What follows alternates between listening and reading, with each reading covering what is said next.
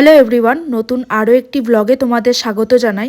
29 আর 30শে জানুয়ারি সৌম্যজিৎদের স্কুলে প্রোগ্রাম ছিল, কারণ ওদের স্কুলের 75 বছর কমপ্লিট হলো, মানে প্ল্যাটিনাম জুবিলি। সৌম্যজিৎ এই স্কুলে জব করে আর কি।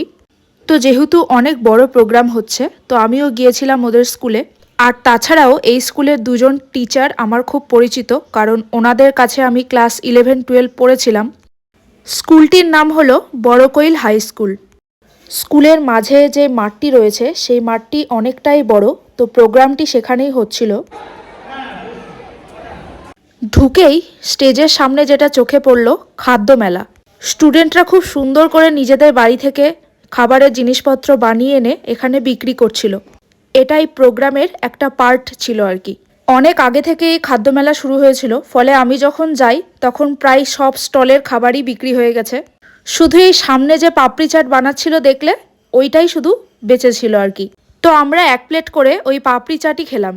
সুন্দর করেছিল, কিন্তু একদম পাপড়ি চাটওয়ালারা যেমন বানায় ঠিক তেমনই টেস্ট হয়েছিল।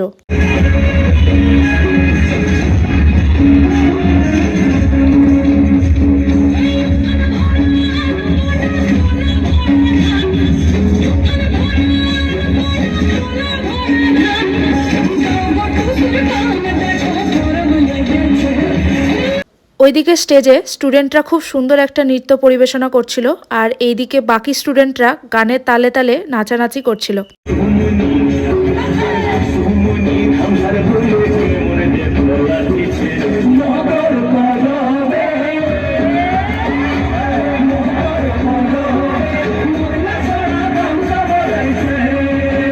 এরপর আমরা গিয়েছিলাম স্কুলের দোতলাতে, মানে যেখানে সায়েন্স এক্সিবিশন হল ছিল।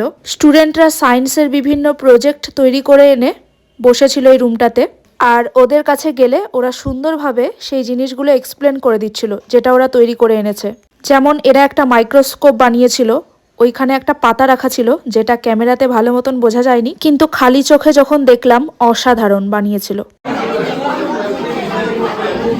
ওই আবার দেখা হাত।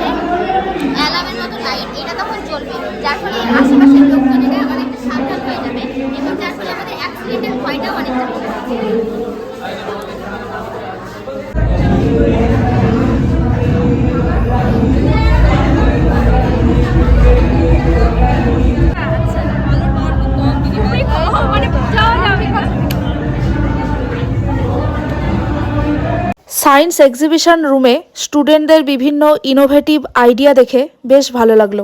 সাথে আমারও একটু স্কুল জীবনের কথা মনে পড়লো। আমরা এরকম করে প্রজেক্ট বানাতাম আর আগ্রহী হয়ে থাকতাম কে এক্সপ্লেনেশন করবে ভালো মতন করে।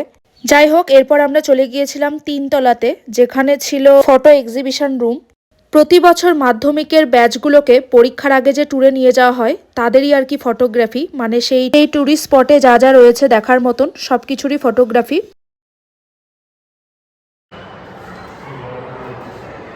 ওপর থেকে পুরো স্কুলটি দেখতে খানিকটা এরকম।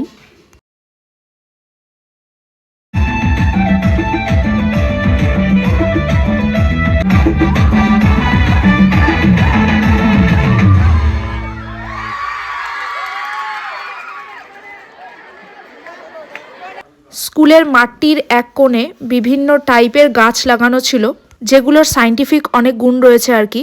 নামপ্লেট সহ প্রতিটা গাছ লাগানো ছিল।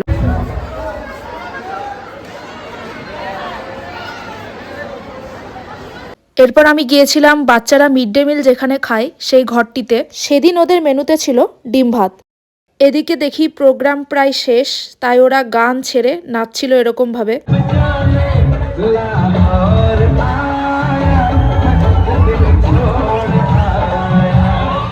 ওদের নাচ কমপ্লিট, এবার যে যার মতন বাড়ি চলে গেল এক গুচ্ছ ধুলা উড়িয়ে।